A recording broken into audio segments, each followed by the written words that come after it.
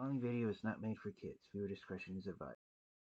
Hello to my subscribers, this is the TFA coming to you with what will hopefully be a quick and successful review, and tonight we're going to be taking a look at one of the Transformers figures of the Legacy Evolution line who is somewhat special in the fact that instead of being a brand new mold like most of the figures that have come out in this line, he is a repaint and a retool of a figure that was released in the Legacy Year 1 line, specifically Skids, and it is Legacy Evolution Deluxe Class Autobot Crosscut.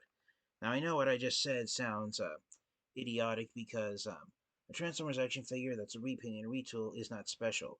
That is true, I do acknowledge that because I've been collecting Transformers since the year 2003, but what makes Crosscut special is that unlike other Legacy Evolution figures that are repaints and retools, which are typically released as exclusives, whether they are exclusive to Target stores, Walmart stores, or any website on the internet, or even HasbroPulse.com. Crosscut is special in that he is one of the only repainted and retooled action figures that's actually been released at mass retail, so he can be found anywhere. And from the videos I've seen over the past few weeks here on YouTube of people who've gone looking for Transformers action figures at Walmart and Target, depending on which wave of Legacy Evolution figures they have in stock. Crosscut, unfortunately, is one of the figures that's been shelf warming, which is kind of a shame when you know information about who he is. So, Crosscut is based on the silver Diaclone version of the character that he's repainted retools from, which is the can't remember the name of this vehicle. It's a hatchback car, but anyways, he's a Crosscut's a repaint and a retool of Legacy Year One Skids, who was released 1.5 years ago. Oh, last year in 2022, the mold was used a second time on the black Diaclone version of Skids, which Takara Tomy gave the name Burnout, and it wasn't until this figure was released that I found out that Burnout is actually a female character.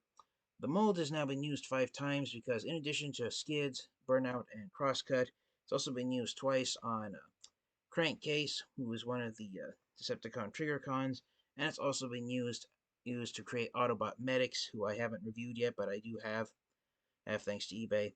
But bringing focus back here to Crosscut, he's actually more of a straight up repaint of Burnout since he has the same head sculpt as Burnout does. I apologize for not having Burnout transformed into robot mode, but I did just to save time.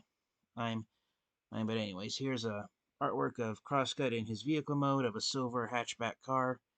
Or there's a close-up of his robot mode face, and then got the same image zoomed out to show his robot mode.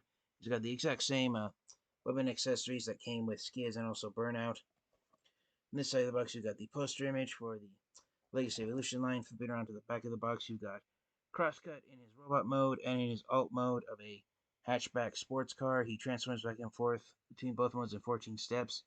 And of course, the stupid Evo Fusion gimmick where you can just combine all of his weapons together. He's got the same axe and the same weapons that his mold mates come with.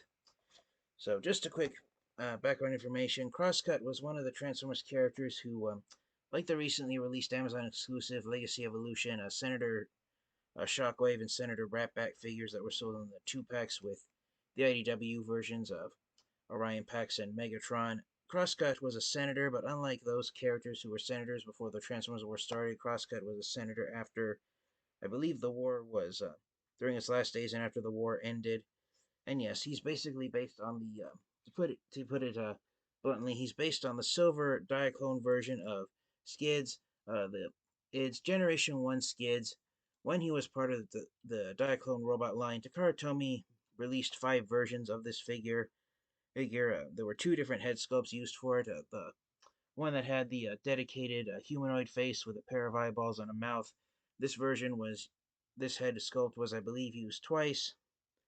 Nice, and then the more robotic face where you've got the 2 eyes, but then the mouth plate on the lower face. That was used 3 times on 3 of the 5 versions of the mold, if I'm remembering correctly. But bottom line, to put it bluntly, is that when he was in the Diaclone robot line originally, Skids had 5 different color schemes. The blue version was used as Skids, and then in more recent years, Takara Tomy turned the black version into Burnout, and the silver version into Crosscut. So technically, this mold can be released 2 more times in order for us to get all of the Diaclone robot versions of Skids out.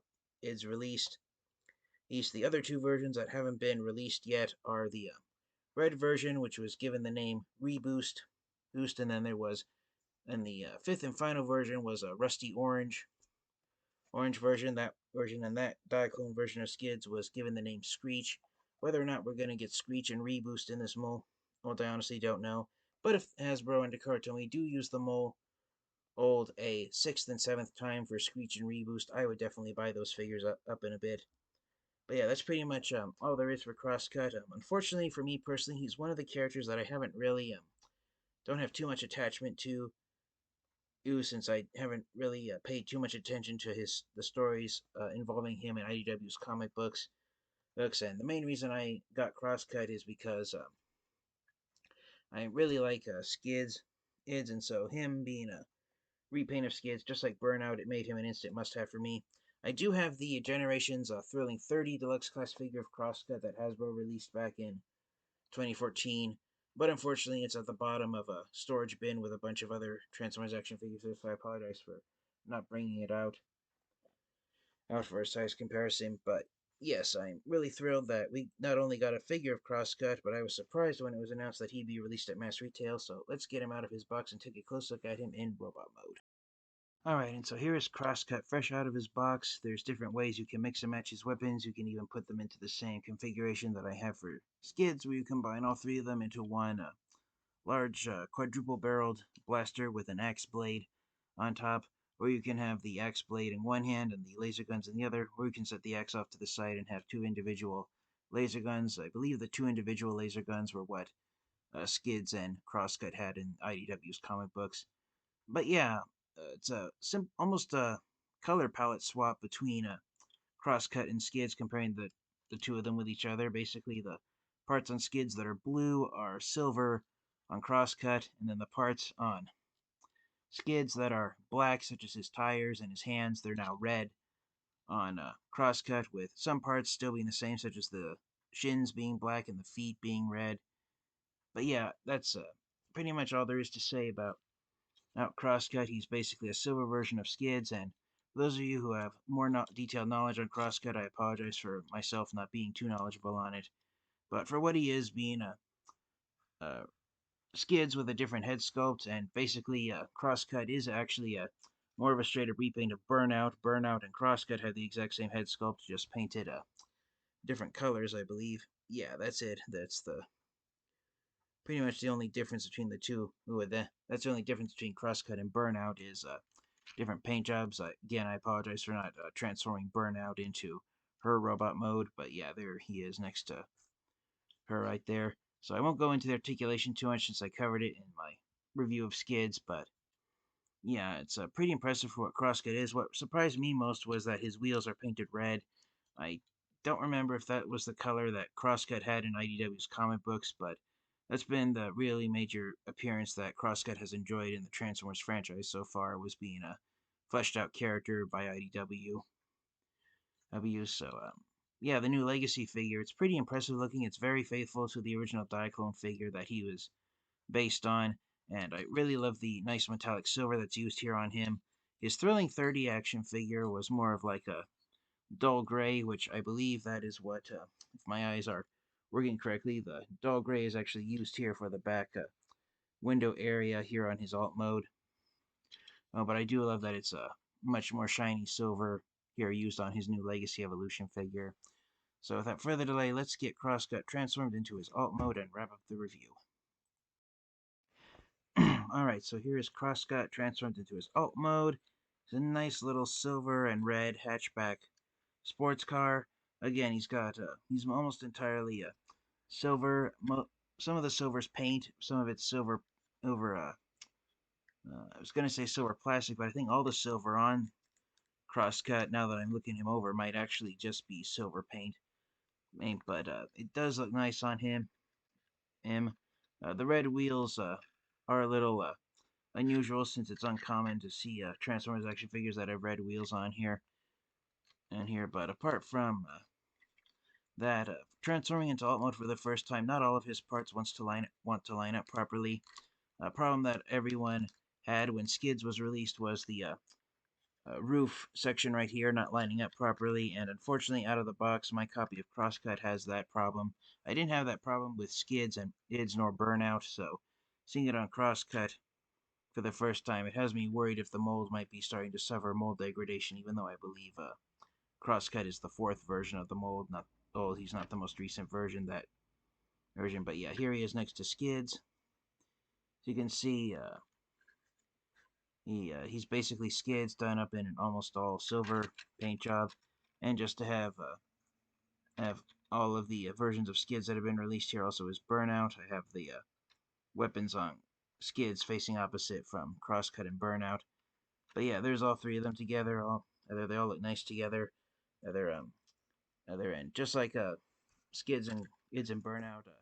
Crosscut's only Autobot logo is right here on the front hood section of his vehicle mode, which is his robot mode chest. I was gonna say it would have been nice for him to have a white outline here on the right here on him. I know they couldn't do a silver one like they did with Skid since Crosscut is silver anyway, but at least being on a silver background, his Autobot logo, you don't have to strain your eyes to see it as much as you do with Burnout. But yeah, it's pretty impressive looking here. Like I said, in the Diaclone line, the mold that became Skids was used 5 different times. We still need the red and orange version to have all 5 Diaclone versions of this mold released, but that's pretty much all there is to say about Crosscut. He might be the least interesting and of the deluxe figures from the Legacy Evolution line, but that said, for the proverbial question, do I recommend getting Legacy Evolution Crosscut and adding him to your Transformers collection?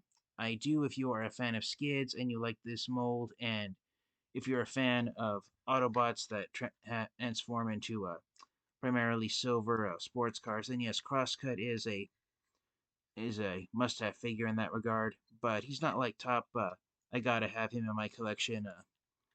Action. He's not like the. He's not a quintessential must-have Transformers figure. I'm sorry to say.